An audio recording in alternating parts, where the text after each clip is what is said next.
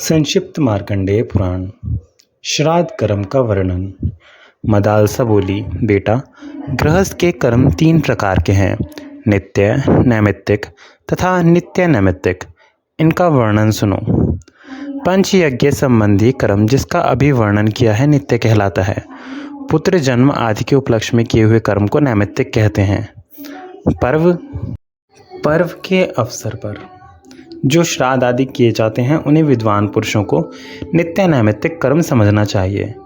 उनमें से नैमित्तिक कर्म का वर्णन करती हूँ।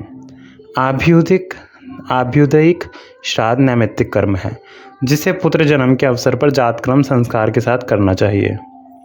विवाह आदि में भी जिस क्रम से वह बताया गया है भली भांति उसका अनुष्ठान करना उचित है।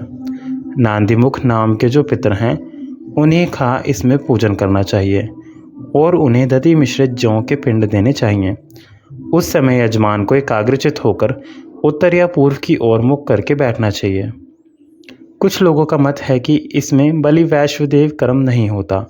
आभ्युदयिक श्राद्ध में युग्म ब्राह्मणों को निमंत्रित करना और प्रदक्षिणा पूर्वक उनका पूजन करना उचित है। यह वृद्धि के अवसरों पर किया जाने वाला नैमित्तिक श्राद्ध है। इससे भिन्न अर्धवैदेहिक श्राद्ध है जो मृत्यु के पश्चात किया जाता है। मृत व्यक्ति जिस दिन जिस तिथि में मरा हो उस तिथि को एकोदिष्ट श्राद्ध करना चाहिए। उसका वर्णन सुनो। उसमें विश्वदेवों की पूजा नहीं होती। एक ही पवित्रक का उपयोग किया जाता है। आवाहन तथा अग्नोकरण की क्रिया भी नहीं होती। ब्राह्मण के उच्छिष्ट के समीप प्रेत को तिल और जल के साथ अपसव्य होकर जनेऊ को दाहिने कंधे पर डालकर उसके नाम गोत्र का स्मरण करते हुए एक पिंड देना चाहिए। तत्पश्चात हाथ में जल लेकर कहें, अमुक के श्राद्ध में। फिर ब्राह्मणों का विसर्जन करते समय कहें, अभिरम्यताम, आप लोग सब तरह से प्रसन्न हो। उस समय ब्राह्मण लोग यह कहें, अभिरतास्मय, हम भली भांति संतुष्ट हैं। यह एकोदिष्ट श्राद्ध 1 वर्ष तक प्रतिमास करना उचित है। वर्ष पूरा होने पर जब भी श्राद्ध किया जाए पहले सपिंडीकरण करना आवश्यक है। उसकी भी विधि बतलाई जाती है। यह सपिंडीकरण भी विश्वदेवों की पूजा से रहित होता है। इसमें भी एक ही अर्घ्य और एक ही पवित्रक का विधान है। अग्नोकरण और आवाहन की क्रिया इसमें भी नहीं होती। इसमें अपसव्य होकर अयुग्म ब्राह्मणों को भोजन कराना चाहिए। इसमें जो विशेष क्रिया है उसे बतलाती हूँ, एकाग्रचित से सुनो। इसमें तिल, चंदन और जल से युक्त 4 पात्र होते हैं। उनमें से 3 तो पितरों के लिए और 1 प्रेत के लिए होता है। प्रेत के पात्र और अर्घ्य को लेकर ये समाना समनसै पितृयम राज्य इत्यादि मंत्र का जप करते हुए पितरों के 3 पात्रों में सींचना चाहिए। शेष कार्य पूर्वतः करना चाहिए। स्त्रियों के लिए भी ऐसे ही एकोदिष्ट का विधान है। यदि पुत्र ना हो तो स्त्रियों का सपिंडीकरण नहीं होता। पुरुषों को उचित है कि वे स्त्रियों के लिए भी प्रतिवर्ष उनकी मृत्यु तिथि को विधिपूर्वक एकोदिष्ट श्राद्ध करें। पुरुषों को उचित है कि वे स्त्रियों के लिए भी प्रतिवर्ष उनकी मृत्यु तिथि को विधिपूर्वक एकोदिष्ट श्राद्ध करें। उनके लिए भी पुरुषों के समान ही विधान है। पुत्र के अभाव में सपिंड के अभाव में सहोदक, उनके भी अभाव में माता के सपिंड और सहोदक इस विधि को पूर्ण करें। जिसके कोई पुत्र नहीं है उसका श्राद्ध उसके दोहित्र कर सकते हैं। पुत्री का पुत्र नाना का नैमित्तिक श्राद्ध करने के भी अधिकारी हैं, जिसकी द्यामुष्यायण संज्ञा है। ऐसे पुत्र नाना और बाबा दोनों का नैमित्तिक श्राद्धों में भी विधिपूर्वक पूजन कर सकते हैं। कोई भी न हो तो स्त्रियां ही अपने पतियों का मंत्रोच्चारण किए बिना श्राद्ध कर सकती हैं।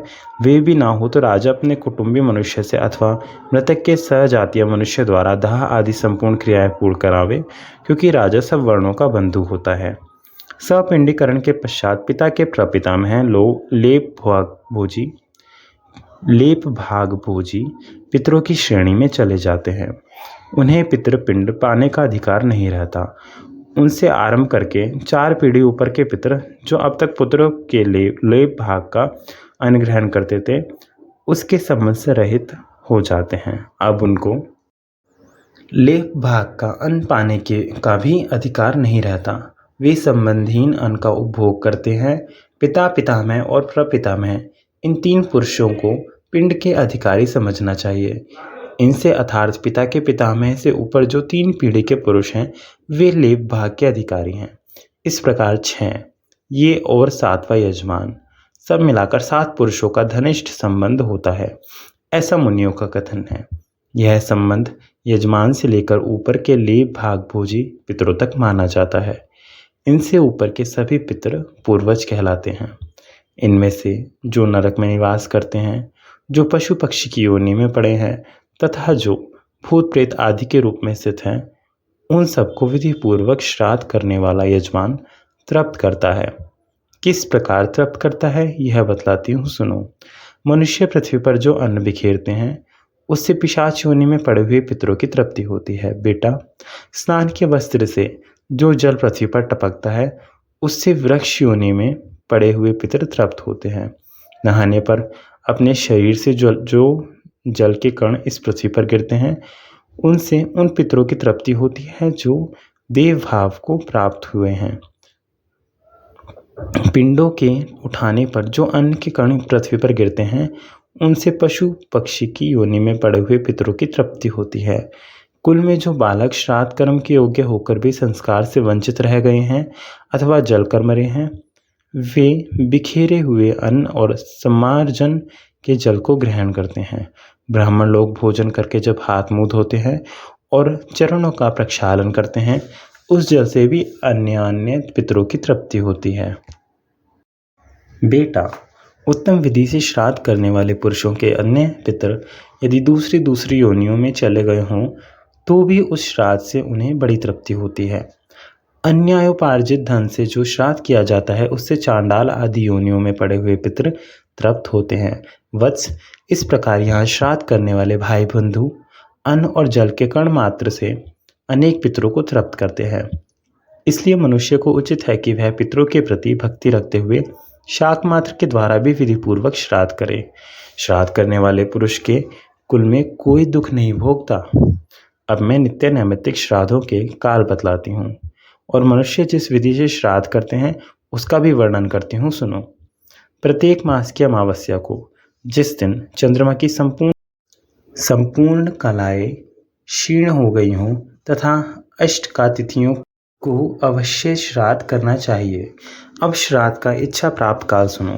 किसी विशिष्ट ब्राह्मण के आने पर, सूर्य ग्रहण और चंद्र ग्रहण में, ऐन आरंभ होने पर, विषुव योग में, सूर्य की संक्रांति के दिन, व्यतिपात योग में, श्राद्ध की योग्य सामग्री प्राप्त होने पर, दुःस्वप्न दिखाई देने पर, जन्म नक्षत्र के दिन एवं ग्रह जनित पीड़ा होने पर स्वेच्छा से श्राद्ध का अनुष्ठान करें। श्रेष्ठ ब्राह्मण, श्रोत्रिय, योगी, वेदज्ञ, ज्येष्ठ, सामग, त्रिनाचिकेत, त्रिमधु, त्रिसुपर्णी, क्षणगवेता, दौहित्र, ऋत्विक, जमाता, भांजा, पंचाग्नि कर्म में तत्पर, तपस्वी, मामा, माता पिता के भक्त, शिष्य, संबंधी एवं भाई बंधु, ये सभी श्राद्ध में उत्तम माने गए हैं। इन्हें निमंत्रित करना चाहिए। धर्मभ्रष्ट, रोगी, हीनांग, अधिकांग, 2 बार ब्याही गई स्त्री के गर्भ से उत्पन्न, काना, पति के जीते जी जार पुरुष से पैदा की हुई संतान, पति के मरने पर पर पुरुष से उत्पन्न हुई संतान, मित्रद्रोही, खराब नखों वाला, नपुंसक, काले दांतों वाला, कुरूप, पिता के द्वारा कलंकित, चुगलखोर, सोमरस बेचने वाला, कन्या को दूषित करने वाला, वैद्य, गुरु एवं माता पिता का त्याग करने वाला, वेतन लेकर पढ़ाने वाला, शत्रु, जो पहले दूसरे पुरुष की पत्नी रह चुकी हो, ऐसी स्त्री का पति, वेदाध्ययन तथा अग्निहोत्र का त्याग करने वाला, शूद्र जातीय स्त्री के पति होने के दोष से दूषित तथा शास्त्र विरुद्ध कर्म में लगे रहने वाले अन्य द्विज श्राद्ध में त्याग देने योग्य हैं। पहले बताए हुए श्रेष्ठ द्विजों को देवयज्ञ अथवा श्राद्ध में 1 दिन पहले ही निमंत्रण देना चाहिए। उसी समय से ब्राह्मणों तथा श्राद्धकर्ता को भी संयम से रहना चाहिए। जो श्राद्ध में दान देकर अथवा श्राद्ध में भोजन करके मैथुन करता है, उसके रजवीर्य में 1 मास तक पितरों को शयन करना पड़ता है। जो स्त्री सहवास करके श्राद्ध में जाता और खाता है, उसके पितर उसी के वीर्य और मूत्र का 1 मास तक आहार करते हैं। इसलिए बुद्धिमान पुरुष को एक दिन पहले ही ब्राह्मणों के पास निमंत्रण भेजना चाहिए। यदि पहले दिन ब्राह्मण ना मिल सके तो भी श्राद्ध के दिन स्त्री प्रसंगी ब्राह्मणों को कदापि भोजन ना कराएं, बल्कि समय पर भिक्षा के लिए स्वतः पधारे हुए संयमी यतियों को नमस्कार आदि से प्रसन्न करके शुद्ध चित्त से भोजन कराएं। जैसे शुक्ल पक्ष की अपेक्षा कृष्ण पक्ष पितरों को विशेष प्रिय है, वैसे ही पूर्वाह्न की अपेक्षा अपराह्न उन्हें अधिक प्रिय है। घर पर आए हुए ब्राह्मणों का स्वागत पूर्वक पूजन करके उन्हें पवित्र युक्त हाथ से आचमन कराने के बाद आसनों पर बिठाएं। श्राद्ध में विषम और देव यज्ञ में सम संख्या के ब्राह्मणों को निमंत्रित करें, अथवा अपनी शक्ति के अनुसार दोनों कार्यों में एक ही एक ब्राह्मण को भोजन कराएं। यही बात मातामहों के श्राद्ध में भी होनी चाहिए। विश्व देवों का श्राद्ध भी ऐसा ही है। कुछ लोगों का ऐसा मत है कि पितरों और मातामहों के विश्वदेव कर्म पृथक पृथक हैं। देव श्राद्ध में ब्राह्मणों को पूर्वाभिमुख और पितृ श्राद्ध में उत्तराभिमुख बिठाना चाहिए। मातामहों के श्राद्ध में भी मनीषी पुरुषों ने इस विधि का प्रतिपादन किया है। पहले ब्राह्मणों को बैठने के लिए कुश देकर विद्वान पुरुष अर्घ्य आदि से उनकी पूजा करें, फिर उन्हें पवित्र आदि दें। उनसे आज्ञा लेकर मंत्रोच्चारण पूर्वक देवताओं का आवाहन करें। तत्पश्चात जौ और जल आदि से विश्व देवों को अर्घ्य देकर गंध पुष्पमाला, जल, धूप और दीप आदि विधि पूर्वक निवेदन करें। पितरों के लिए ये सारी वस्तुएं अपसव्य होकर प्रस्तुत करनी चाहिए। पितृ श्राद्ध में बैठे हुए ब्राह्मणों को आसन के लिए द्विगुण भोग्न दोहरे मुड़े हुए कुश देकर उनकी आज्ञा ले विद्वान पुरुष मंत्रोच्चारण पूर्वक पितरों का आवाहन करे और अपसव्य होकर पितरों की प्रसन्नता के लिए तत्पर हो उन्हें अर्घ्य निवेदन करें। उसमें जौ के स्थान पर तिलों का उपयोग करना चाहिए। तदंतर ब्राह्मणों के आज्ञा देने पर अग्नि कार्य करें। नमक और व्यंजन से रहित अन्न लेकर विधि पूर्वक अग्नि में आहुति दें। अग्नये कव्यवाहनाय स्वाहा, अग्नये कव्यवाहनाय स्वाहा इस मंत्र से पहली आहुति दें। सोमाय पितृमते स्वाहा, सोमाय पितृमते स्वाहा इस मंत्र से दूसरी आहुति दें तथा यमाय प्रीतपतये स्वाहा, यमाय प्रीतपतये स्वाहा इस मंत्र से तीसरी आहुति को अग्नि में डालें। आहुति से बचे हुए अन्न को ब्राह्मणों के पात्र में परोसें, फिर पात्र में हाथ का सहारा दें। विधि पूर्वक कुछ और अन्न डालें एवं कोमल वचनों में प्रार्थना करें कि अब आप लोग सुख से भोजन कीजिए। फिर उन ब्राह्मणों को चाहिए कि वे एकाग्रचित एवं मौन होकर सुखपूर्वक भोजन करें। जो जो अन्न उन्हें अत्यंत प्रिय लगे वह तुरंत उनके सामने प्रस्तुत करें। उस समय क्रोध को त्याग दें और ब्राह्मणों को आग्रहपूर्वक प्रलोभन दे भोजन कराएं। उनके भोजन काल में रक्षा के लिए पृथ्वी पर तिल और सरसों बिखेरें तथा रक्षोघन मंत्र का पाठ करें, क्योंकि श्राद्ध में अनेक प्रकार के विघ्न उपस्थित होते हैं। जब ब्राह्मण लोग पूर्ण भोजन कर लें तो पूछें, क्या आप लोग भली भांति तृप्त हो गए? इसके उत्तर में ब्राह्मण कहें, हाँ, हम पूर्ण तृप्त हो गए। फिर उनकी आज्ञा लेकर पृथ्वी पर सब और कुछ अन्न बिखेरें। इसी प्रकार आचमन करने के लिए एक एक ब्राह्मण को बारी बारी से जल दें। तत्पश्चात फिर उनकी आज्ञा ले मन, वाणी और शरीर को संयम में रखकर तिल सहित संपूर्ण अन्न से पितरों के लिए पृथक पृथक पिंड दें। यह पिंडदान ब्राह्मणों के समीप ही कुशों पर करना चाहिए। फिर पितृतीर्थ से उन पिंडों पर एकाग्रचित से जल दें। इसी प्रकार मातामह आदि के लिए भी विधि पूर्वक पिंडदान देकर गंधमाला आदि के साथ आचमन के लिए जल दें। अंत में यथाशक्ति दक्षिणा देकर ब्राह्मणों से कहें, सुस्वधा अस्तु, यह श्राद्ध कर्म भली भांति संपन्न हो। ब्राह्मण भी संतुष्ट होकर तथास्तु कहे। फिर विश्वदेव संबंधी ब्राह्मणों से कहें, हे विश्वदेवगण, आपका कल्याण हो, आप लोग प्रसन्न रहें। तब ब्राह्मण लोग तथास्तु कहें। इसके बाद उनसे आशीर्वाद की याचना करें और प्रिय वचन कहते हुए भक्तिपूर्वक प्रणाम करके उन्हें विदा दें। दरवाजे तक उन्हें पहुंचाने के लिए पीछे पीछे जाएं और उनकी आज्ञा लेकर लौटें। तदंतर नित्य क्रिया करें और अतिथियों को भोजन कराएं। किन्हीं किन्हीं श्रेष्ठ पुरुषों का विचार है कि यह नित्य कर्म भी पितरों के ही उद्देश्य से होता है। दूसरे लोग ऐसा कहते हैं कि इससे पितरों का कोई संबंध नहीं है, शेष कार्य पूर्वतः करें। किन्हीं किन्हीं का मत है कि पितरों के लिए पृथक पाक बनाकर श्राद्ध करना चाहिए। कुछ लोगों का विचार है ऐसा नहीं करना चाहिए। इसके बाद यजमान अपने भृत्य आदि के साथ अवशिष्ट अन्न भोजन करें।